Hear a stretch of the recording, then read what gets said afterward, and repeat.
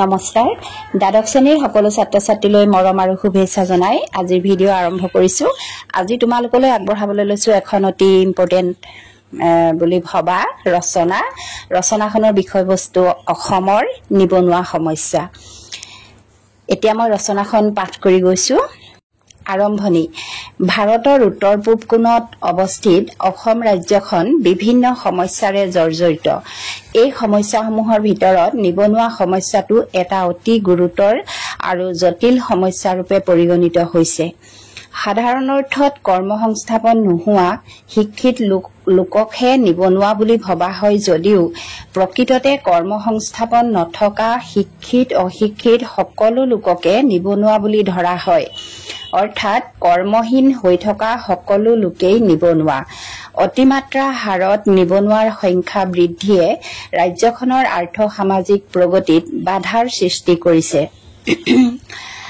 আকাৰ আৰু প্ৰকৃতি। অসমত বৰ্তমান পঞ্জীয়নভুক্ত নিবনুৱাৰ সংখ্যা 34,28,763 জন।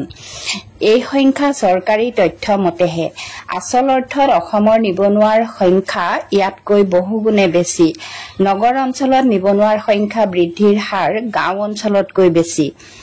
অসমৰ নিবনুৱাৰ প্ৰকাৰ কেইবাটাও, যেনে শিক্ষিত নিবনুৱা। শিক্ষা সাং কৰাৰ পাছত যিসকল শিক্ষিত লোকে কৰ্মসংস্থাপন পোৱা নাই সেইসকলেই শিক্ষিত নিবনুৱা। অশিক্ষিত নিবনুৱা। শিক্ষা লাভৰ পৰা বঞ্চিত যিসকল লোক কৰ্মহীন হৈ আছে তেনে লোকসকলেই অশিক্ষিত নিবনুৱা। ঋতুভিত্তিক নিবনুৱা। কৃষি কৰ্মৰ লগত জড়িত অধিকাংশ লোকে বছৰটোৰ এটা বা দুটা ঋতুতহে কাম কৰি উপাৰ্জন কৰে।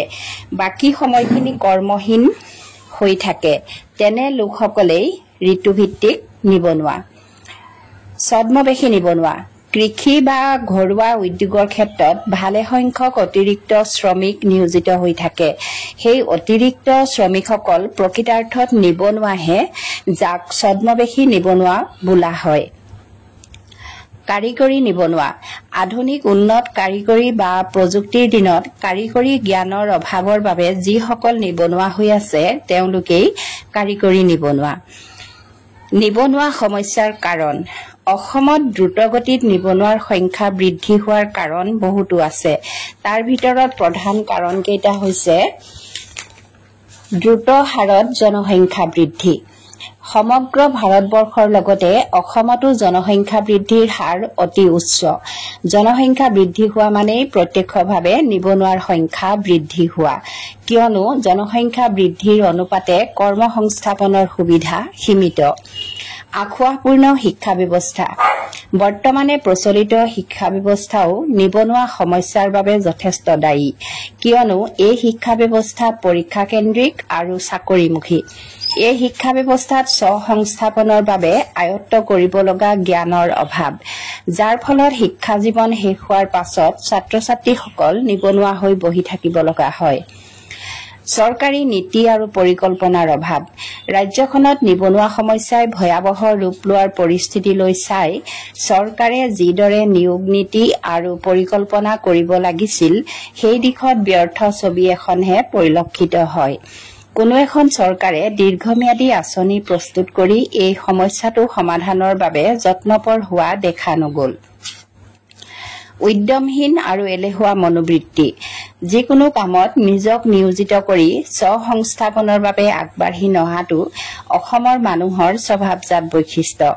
কেৱল চাকৰি এটাৰ কাৰণে অপেক্ষা কৰি নাথাকি বিভিন্ন ধৰণৰ ঘৰুৱা উদ্যোগ, বেপাৰ বাণিজ্য আদিত মনোনিৱেশ কৰি আত্মসংস্থাপনৰ পথ বাছি লোৱাৰ সংখ্যা নিচেই তাকৰ। ফলত কৰ্মহীন লোকৰ সংখ্যা দিনক দিনে বৃদ্ধি পাইছে। সামৰণি। অসমৰ নিবনুৱা সমস্যা এক ভয়াৱহ সামাজিক সমস্যা। বছৰি যিমান সংখ্যক নিবনুৱা বৃদ্ধি হৈছে সিমান সংখ্যক চৰকাৰী চাকৰি সৃষ্টি কৰাটো অসম্ভৱ কথা।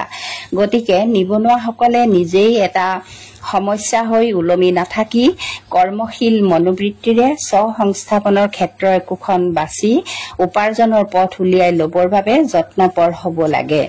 চৰকাৰেও জনসংখ্যা বৃদ্ধি ৰোধ কৰা, যথোচিত নিয়োগ আঁচনি গ্ৰহণ, কৰ্মমুখী শিক্ষানীতি প্ৰচলন আদিৰ ক্ষেত্ৰত উচিত পদক্ষেপ ললে এই জ্বলন্ত সমস্যাটো কিছু পৰিমাণে হলেও হ্ৰাস কৰিব পৰা যাব।